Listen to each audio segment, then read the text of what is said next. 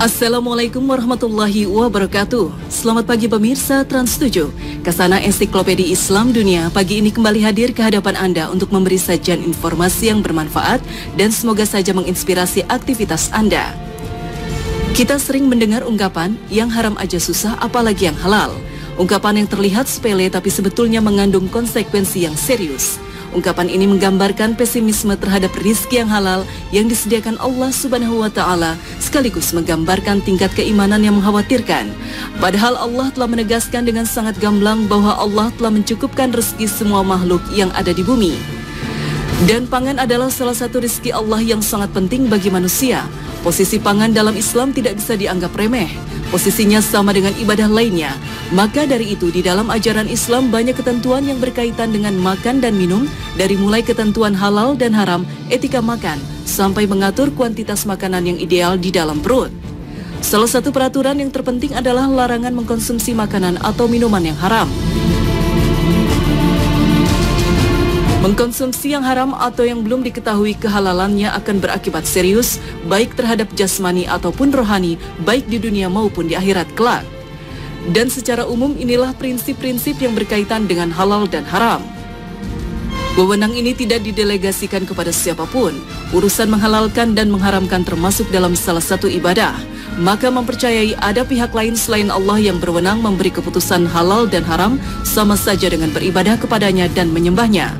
Praktek inilah yang dahulu marak terjadi dilakukan oleh pemuka agama Yahudi dan Nasrani yang kemudian dikecam oleh Allah dalam firman-Nya. Mereka menjadikan orang-orang alimnya dan rahib-rahib mereka sebagai Tuhan selain Allah. Dan juga mereka mempertuhankan Al-Masih putra Maryam, padahal mereka hanya disuruh menyembah Tuhan yang Esa. Tidak ada Tuhan yang berhak disembah selain Dia. Maha suci Allah dari apa yang mereka persekutukan. Quran Surat Taubah 31. Dalam hadis riwayat Tirmizi disebutkan salah seorang sahabat Nabi yang tadinya beragama Nasrani bernama Adi bin Hatim sempat memprotes ayat tersebut karena menurutnya para pemeluk Nasrani dan Yahudi tidak pernah menyembah pendeta dan pastor mereka. Nabi pun bertanya kepada Adi bin Hatim, bukankah pastor dan pendeta mereka menghalalkan yang Allah haramkan serta mengharamkan yang Allah halalkan dan mereka mengikutinya? Adi menjawab, iya. Rasul pun mengatakan maka itu adalah bentuk penyembahan kepada mereka. Para ulama juga tidak memiliki mandat untuk melabel haram dan halal. Semua hukum telah dengan jelas Allah terangkan dalam Al-Quran dan Sunnah Nabi-Nya. Para ulama dan mujtahid hanya menyampaikan dan menjelaskan kepada umat dan melakukan istihad terhadap perkembangan dan kasus-kasus baru. Prinsip berikutnya yang perlu dipahami adalah bahwasanya hukum asal segala sesuatu adalah mubah atau boleh, kecuali setelah ada dalil yang jelas dan tegas yang menyatakan keharamannya. Dalil seperti ini tidak banyak. Justru yang banyak adalah yang tidak diterangkan, yang berarti hukumnya dikembalikan kepada asalnya yaitu mubah atau boleh. Prinsip ini diambil dari firman Allah Ta'ala. Dialah Allah yang menjadikan segala yang ada di bumi untuk kamu dan Dia berkehendak menciptakan langit, lalu dijadikannya 7 langit dan Dia maha mengetahui segala sesuatu. Quran Surat Al-Baqarah 29. Prinsip ini juga berarti bahwa apa yang dibolehkan sebenarnya jauh lebih banyak dari yang dilarang. Yang halal jauh lebih banyak dari yang haram. Jadi tidak benar ungkapan-ungkapan sinis yang mengatakan sedikit-sedikit haram, sedikit-sedikit gak boleh. Prinsip ini sekaligus membuktikan kasih sayang Allah yang sangat luas terhadap manusia. Karena pada hakikatnya apa yang diharamkan pasti akan menimbulkan efek negatif terhadap manusia sendiri. Inilah yang menjadi poin dari prinsip berikutnya, bahwa Allah tidak menghalalkan kecuali yang baik dan tidak mengharamkan kecuali yang buruk.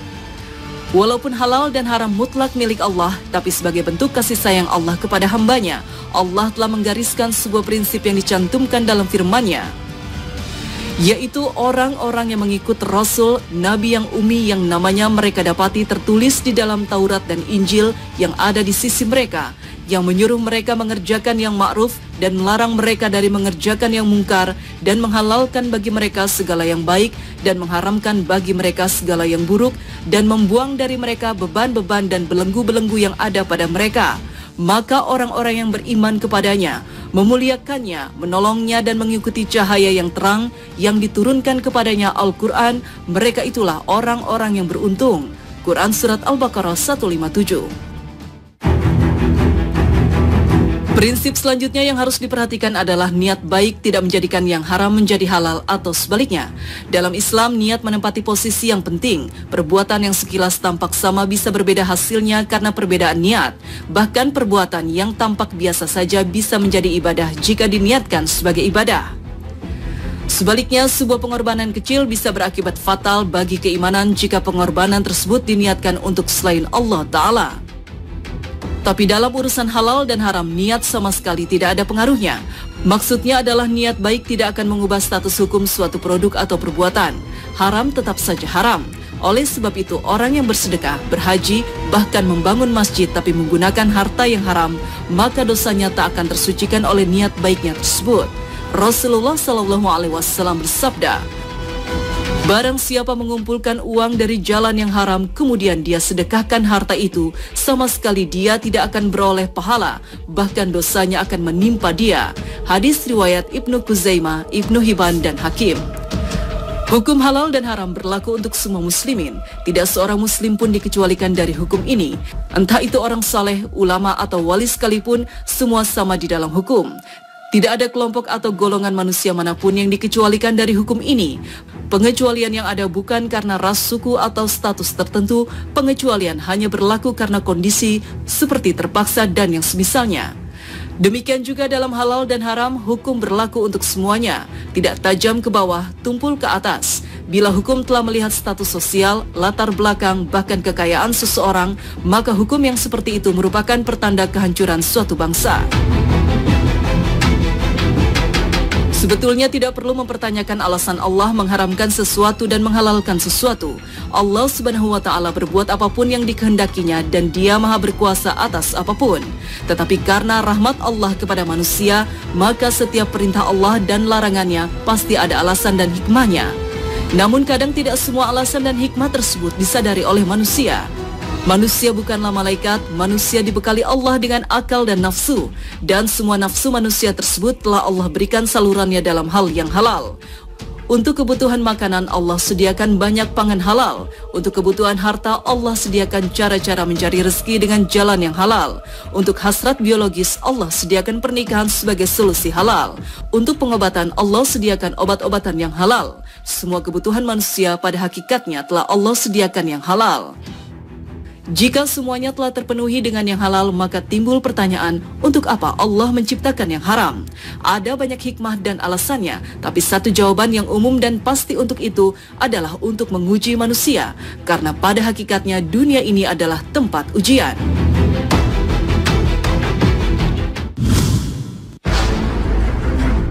Pemirsa Kasana, rezeki Allah yang halal teramat luas, yang diharamkan hanya sedikit, itu pun sebetulnya demi kemaslahatan manusia. Hanya saja manusia yang telah dibutakan hatinya oleh setan menjadi malas untuk berikhtiar mencari rezeki Allah yang halal. Setiap produk atau jasa haram yang kita konsumsi maka pasti akan merusak, baik langsung atau tidak langsung, jasmani ataupun rohani kita, entah kita sadari atau tidak. Orang yang terbiasa mengkonsumsi yang haram, mencari harta dengan jalan yang tidak diridhoi Allah, maka doanya terancam tidak diterima Allah Subhanahu wa Ta'ala. Alangkah malangnya kita setiap habis sholat berdoa, setiap bangun tidur berdoa, setiap mau pindah dari satu aktivitas ke yang lainnya berdoa, tapi kita tidak pernah peduli dengan kehalalan yang kita konsumsi atau pekerjaan yang kita jalani, dan Allah pun tak kunjung mendengar doa dan permintaan kita. Rasulullah SAW bersabda, seorang lelaki melakukan perjalanan jauh, rambutnya kusut, mukanya berdebu, menengadahkan kedua tangannya ke langit dan berdoa, "Wahai Tuhanku, wahai Tuhanku." Padahal makanannya haram dan mulutnya disuapkan dengan yang haram, maka bagaimanakah akan diterima doa itu? Hadis riwayat Muslim. Lihatlah kondisi orang yang digambarkan Rasulullah dalam hadis ini. Rambut kusut, muka berdebu, lusuh, kondisi yang sangat layak dikasihani sebetulnya. Tapi makanan haram menjadi penghalang antara doanya dan Allah Subhanahu wa Ta'ala. Na'udzubillah min zalik. Konsumsi haram tidak hanya menyebabkan doa yang tertolak, tapi amal yang dilakukan juga terancam tidak diterima. Rasulullah SAW bersabda, jika seorang keluar untuk melakukan haji dengan biaya yang berasal dari yang haram, kemudian ia mengendarai tunggangan dan mengatakan, "Labaik Allahumma labaik," Ya Allah, sambutlah seruanku. Maka yang berada di langit menyeru, seruanmu tidak disambut dan kau tidak memperoleh kebahagiaan. Bekalmu haram, kendaraanmu haram, dan hajimu mendatangkan dosa dan tidak diterima. Hadis riwayat At-Tabarani. Konsumsi pangan yang haram atau yang didapatkan dengan jalan haram maka sama saja dengan berinvestasi di neraka. Setiap pangan haram yang kita konsumsi akan tumbuh menjadi bagian dari tubuh kita, dan setiap inci bagian tubuh kita yang dibentuk dari yang haram akan menjadi bagian yang kelak dibakar di neraka. Rasulullah SAW bersabda, setiap daging yang tumbuh dari sumber yang haram, api neraka lebih berhak baginya. Hadis riwayat Ahmad. Iman adalah mutiara yang paling berharga dalam hidup ini. Dengan imanlah kita akan selamat dunia akhirat. Iman dan keyakinan kita kepada Allah lah yang akan membantu kita menjawab pertanyaan malaikat di alam kubur nanti. Mengkonsumsi yang haram akan mengikis keimanan dan membuat kita tidak sensitif lagi terhadap larangan Allah Ta'ala. Mengkonsumsi yang haram juga akan menjadikan hati bebal sehingga susah menerima kebenaran. Hati yang keras juga semakin jauh dari hidayah Allah. Tanda-tanda kekuasaan Allah lewat di depan matanya tiada tergetar imannya. Dan sebaliknya, jika ingin melembutkan hati dan mudah dalam menerima kebenaran, sehingga hidayah Allah mudah masuk, maka makanlah yang halal. Inilah jawaban Imam Ahmad ketika beliau ditanya oleh seseorang bagaimana caranya melembutkan hati. Imam Ahmad menjawab, dengan makanan yang halal. Di samping akibat negatif bagi rohani kita, konsumsi pangan haram juga akan merusak jasmani kita. Apa yang diharamkan Allah mengandung bahaya yang dapat mendatangkan penyakit berbahaya dan merusak organ-organ penting manusia. Dan beberapa makanan haram tersebut secara tegas Allah sebutkan dalam surah Al-Maidah ayat 3. Diharamkan bagimu memakan bangkai, darah, daging babi, daging hewan yang disembelih atas nama selain Allah, yang tercekik, yang terpukul, yang jatuh, yang ditanduk, dan diterkam binatang buas, kecuali yang sempat kamu menyembelihnya, dan diharamkan bagimu yang disembelih untuk berhala, dan diharamkan juga mengundi nasib dengan anak panah. Quran Surat Al-Maidah 3. Bangkai, darah, daging babi, binatang yang mati tidak disembelih adalah beberapa pangan yang tidak halal dikonsumsi. Ayat ini turun sekitar 14 abad yang lalu. Sekarang berbagai penelitian mutakhir membuktikan berbahayanya bahan pangan itu apabila dikonsumsi. Darah umumnya mengandung urik asid yang merupakan toksik yang berbahaya bagi kesehatan kita. Urik asid yang ada di dalam tubuh kita akan dibawa darah yang kemudian akan dibuang keluar tubuh dengan air urin melalui ginjal. Darah juga membawa limbah zat-zat seperti urea, asam urat, keratin, dan karbon dioksida yang perlu dikeluarkan dari tubuh. Meminum darah atau memakan makanan yang tidak bersih dari darah dapat membuat keracunan dan memperberat kerja dari organ ginjal. Bahkan zat-zat ini dapat merusak fungsi otak dan mengakibatkan koma. Selain itu, sebagian besar mikroba di bawah dalam darah dapat menyebabkan penyakit lain dengan merusak lapisan lambung dan usus. Penyembelihan yang sesuai syariat Islam merupakan cara efektif untuk mengeluarkan darah yang ada dalam tubuh binatang yang akan dikonsumsi. Binatang yang tidak disembelih ataupun mati tanpa mengeluarkan darah, seperti mati ketika sakit, disetrum, dicekik atau dipukul, akan mengandung banyak sekali racun yang masih terdapat dalam endapan darah yang ada di tubuh hewan tersebut. Dan racun-racun ini sangat berbahaya apabila dikonsumsi manusia. Demikian juga dengan daging babi. Dalam Al-Quran, babi dihukumi sebagai najis dan haram dimakan. Allah tiada mengharamkan sesuatu melainkan karena bahaya yang terdapat di dalamnya. Dan daging babi adalah salah satu pangan yang paling banyak mendatangkan masalah kesehatan bagi umat manusia. Dr. Murad Hoffman, Daniel S. Sapiro MD dari Klinik Laboratorium Mikrobiologi Boston Medical Center Amerika menyatakan terdapat lebih dari 25 penyakit yang bisa dijangkiti dari babi. Penelitian ilmiah modern di dua negara Cina dan Swedia menyatakan bahwa daging babi merupakan penyebab utama kanker anus dan kolon. Hasil kajian ini diterbitkan pada 1986 dalam persidangan tahunan sedunia tentang penyakit alat pencernaan yang diadakan di Sao Paulo. Daging babi juga merupakan daging yang sulit dicerna karena banyak mengandung lemak dan banyak mengandung kolesterol yang berbahaya bagi tubuh. Babi juga hewan yang banyak mengandung parasit, bakteria, bahkan virus yang berbahaya sehingga dikatakan sebagai reservoir penyakit. Inilah sebagian bahaya mengkonsumsi daging babi yang telah terungkap, barangkali masih banyak lagi bahaya lainnya yang belum diungkap oleh ilmu pengetahuan. Pangan haram lainnya yang disebut dalam Al-Quran adalah khamar atau miras. Gejala langsung dari mengkonsumsi miras atau yang kita kenal sekarang dengan alkohol adalah mabuk atau turunnya kesadaran. Turunnya kesadaran dapat menjadi pemicu perbuatan kriminal dan permusuhan. Kebanyakan pelaku kriminal menggunakan alkohol sebelum melakukan tindak kekerasan dan beberapa tindak kekerasan dalam rumah tangga dipengaruhi oleh konsumsi alkohol. Penurunan kesadaran ini juga dapat berakibat pada kematian, sebagaimana beberapa kasus miras oplosan yang terjadi di beberapa wilayah Indonesia yang banyak merenggut korban jiwa. Selain kematian, efek jangka pendek alkohol menyebabkan hilangnya produktivitas kerja. Di samping efek itu, mengkonsumsi alkohol dalam jangka panjang dapat menyebabkan tekanan darah tinggi, kerusakan jantung, stroke, kerusakan hati, kanker saluran pencernaan, gangguan pencernaan, impotensi dan berkurangnya kesuburan, meningkatnya risiko terkena kanker payudara dan insomnia atau sulit tidur. Konsumsi alkohol juga berakibat pada kerusakan otak dengan perubahan kepribadian dan suasana perasaan menjadi sulit dalam mengingat dan berkonsentrasi. Alkohol juga berdampak terhadap hubungan sesama finansial, pekerjaan, dan juga menimbulkan masalah hukum. Maha benar Allah dengan firman-Nya. Sesungguhnya syaitan itu bermaksud hendak menimbulkan permusuhan dan kebencian di antara kamu lantaran meminum khamar dan berjudi itu dan menghalangi kamu dari mengingat Allah dan sembahyang. Maka berhentilah kamu dari mengerjakan pekerjaan itu. Quran Surat Al-Maidah 91.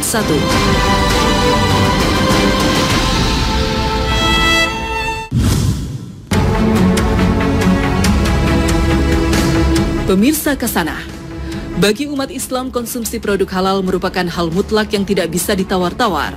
Produk halal bukan hanya urusan perut semata, tapi urusan pahala dan dosa, urusan surga dan neraka, dan urusan ibadah kepada Allah. Sayangnya, masih banyak juga yang belum menyadari hal ini. Banyak yang masih lebih percaya terhadap konsep higienisasi makanan, dan mereka menganggap bahwa makanan apapun asal higienis dan tidak mengandung racun dapat dimakan. Padahal semua itu tidak cukup, seharusnya kita pun mesti menjaga kehalalan dan kebaikannya. Al-Quran telah memberikan konsep yang seimbang, yaitu halalan toiban, yang bermakna makanan halal dan baik. Seharusnya umat di negeri mayoritas muslim ini tak perlu lagi meragukan kehalalan pangan yang dikonsumsi, karena keseluruhan proses mulai dari produksi, distribusi hingga konsumsi pasti melibatkan orang Islam yang seharusnya peduli dengan halal dan haram. Anggapan seperti ini ternyata tidak terjadi dengan sendirinya tanpa ada sistem dan peraturan yang mendukungnya. Sistem tersebut termasuk di dalamnya tingkat kesadaran dari konsumen dan produsen. Jika kita berkaca ke negara tetangga Malaysia misalnya, di negeri jiran ini masalah halal menjadi tanggung jawab pemerintah, yaitu bahagian hal ehwal Islam, dan masyarakatnya pun mendukungnya melalui kesadaran yang tinggi akan pentingnya mengkonsumsi makanan halal. Sementara di Singapura, negara yang muslimnya minoritas itu mampu menjadi salah satu pelopor perdagangan halal food di ASEAN melalui MUIS atau Majelis Ulama Islam Singapura. Ironinya, Indonesia yang mayoritas penduduknya muslim dengan jumlah terbesar di dunia justru tertinggal dari negara-negara lain dalam hal tujuan liburan halal paling ramah di dunia. Sebuah survei yang dilakukan Biro Perjalanan Wisata bagi kaum muslim yang berbasis di Singapura, Crescent Rating, menyatakan Malaysia berada di peringkat pertama daftar lokasi liburan halal paling ramah di dunia. Selanjutnya diikuti oleh Uni Emirat Arab, Turki, Indonesia, dan Arab Saudi. Di antara kriteria yang menentukan adalah ketersediaan jumlah restoran dengan makanan halal. Maraknya kasus peredaran bahan pangan yang kurang terjamin kehalalannya serta tingginya kesadaran akan pangan halal menjadi latar belakang dibentuknya Lembaga Pengkajian Pangan Obat-obatan dan Kosmetika atau LPPOM di bawah MUI pada tanggal 6 Januari 1989. Salah satu programnya adalah melakukan sertifikasi halal terhadap produk pangan obat-obatan dan kosmetika. Sertifikasi halal ini bertujuan untuk mencapai ketentraman batin masyarakat dalam konsumsi makanannya sesuai dengan imannya sehingga dapat menunjang kelancaran dan kestabilan pembangunan nasional. Demikian juga dengan adanya sertifikasi halal, membuat produsen makanan tidak akan dirugikan, justru akan lebih meningkat mutunya dan terjamin kelangsungan usahanya.